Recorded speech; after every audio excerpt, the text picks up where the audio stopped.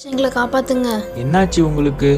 நடந்தது எல்லாம் ஷீலாவும் கலாவும் அந்த சாமியார் கிட்ட சொல்றாங்க. அப்போ அந்த சாமியார் சொல்றாரு, கவலைப்படாதீங்க, இனிமேல் உங்களுக்கு ஒன்றும் ஆகாது, எல்லாம் நான் பார்த்துக்கிறேன். உடனே சாமியார் கலா வீட்டுக்கு போனாரு.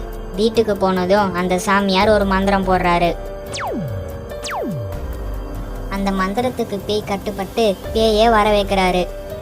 அப்போ அந்த சாமியார் பேயை பார்த்து, யாரு நீ? ஏன் இவங்களை இப்படி துன்புறுத்துற? உனக்கு என்னதான் வேணும்? இவங்க மாம்பழம் விற்கிறது எனக்கு பிடிக்கல.